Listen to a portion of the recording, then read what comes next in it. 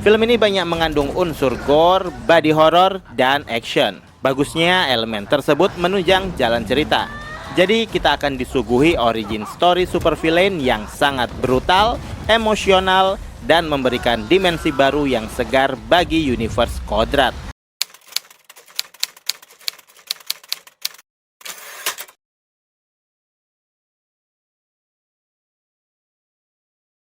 Kita ini lagi kejebak di kampung yang ada orang gilanya, yang hobinya ngulitin muka orang.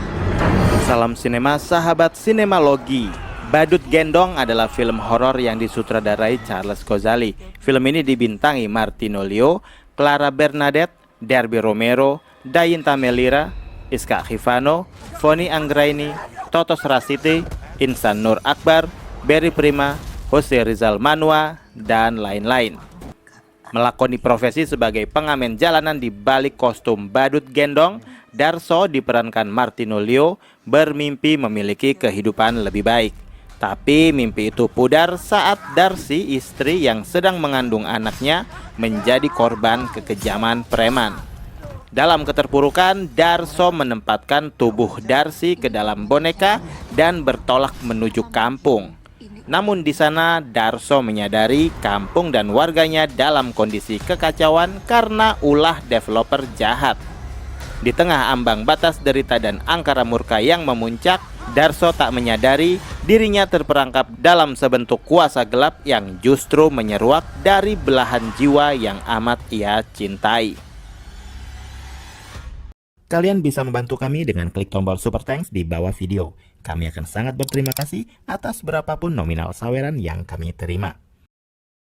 Konon katanya Badut Gendong masih satu universe dengan Ustadz Kodrat yang kelak akan menjadi salah satu villain di sana.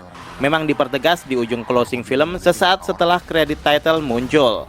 Badut Gendong hadir dengan backstory yang terasa familiar dengan kisah Arthur Fleck atau Estella versi live action. Di film ini, Darso berubah menjadi jahat karena mendapat tekanan dari berbagai lini. Selain tekanan sosial, campur tangan mistis juga berdampak kuat yang membuat Darso menjadi lebih mematikan. Film ini banyak mengandung unsur gore, body horror, dan action. Bagusnya elemen tersebut menunjang jalan cerita. Jadi kita akan disuguhi origin story supervillain yang sangat brutal, emosional, dan memberikan dimensi baru yang segar bagi universe Kodrat. Ada eksplorasi bagaimana gambaran penderitaan rakyat kecil dan ketidakadilan sosial mampu mengubah manusia menjadi monster yang jahat tanpa ampun.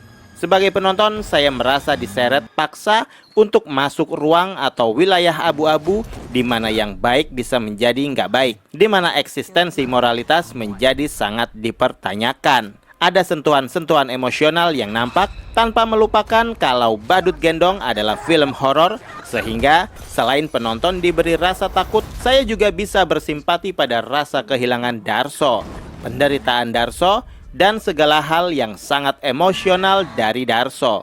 Tapi dari pertengahan film menuju akhir, pengembangan beberapa karakter pendukung terasa agak minim dan kurang. Malah film lebih menonjolkan parade gore yang memang tidak buruk eksekusinya. Charles Ghazali sekali lagi membuktikan kelasnya dalam mengeksekusi horor aksi setelah sukses dengan Kodrat. Ia sangat jeli menggabungkan tradisi lokal dengan elemen gore slasher modern. Bahkan detail gore-nya digambarkan dengan apik dan rapi. Meski ada beberapa scene yang cukup mengganggu nalar, namun saya masih bisa mengabaikan itu. Charles mampu menjaga ritme ketegangan dari menit awal dengan tidak terburu-buru memunculkan teror utama. Dia berhasil menyajikan tontonan dengan elemen drama yang manis tapi tragis plus kebrutalan sadis. Tentu saja Badut Gendong tidak akan terasa hidup bila tidak ditunjang penampilan Martino Leo sebagai nyawa utama di film. Ia dengan luar biasa menggambarkan transisi dari suami rapuh menjadi sosok Badut Gendong yang mengerikan lewat ekspresi. Di film ini Martino lebih masuk dan mampu mengolah karakternya hingga pada cara dia melakukan tatapan mata yang bikin gak nyaman. Kemunculan Clara Bernadette dan Derby Romero sebagai pendukung cerita gak memiliki bobot karakter penting. Kehadiran mereka sebatas pelengkap cerita. Bukan berarti penampilan mereka buruk, Hanya saja ada batasan-batasan talenta yang tidak terasa maksimal di beberapa scene.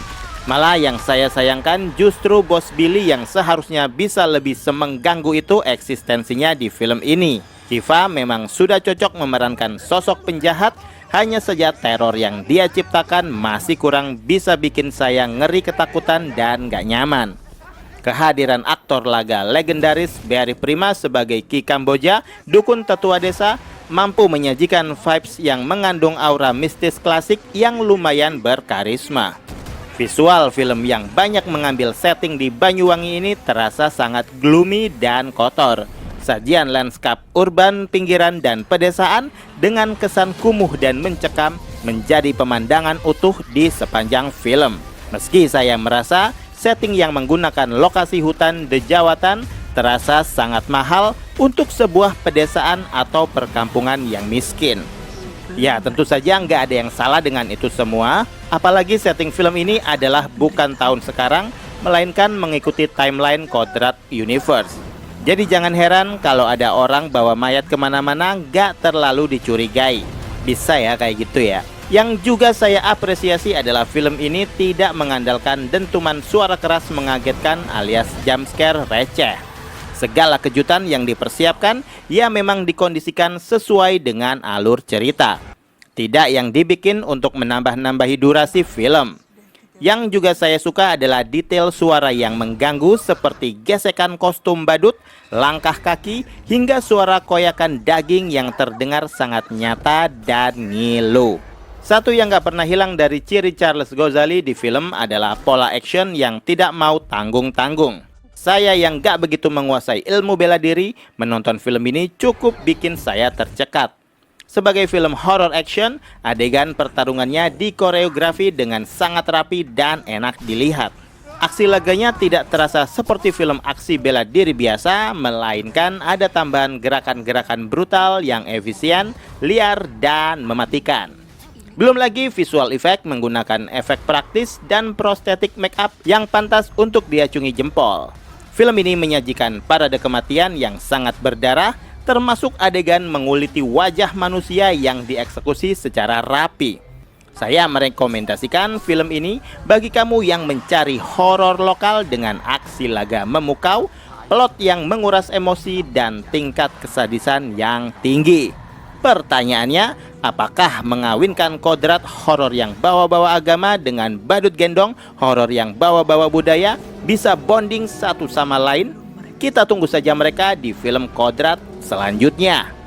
Demikian video reaksi dari film Badut Gendong yang tayang di bioskop. Silakan like, komen, dan subscribe kanal ini. Cek juga akun-akun media sosial Sinemalogi. Dan jangan lupa bersinema dahulu, berbahagia kemudian.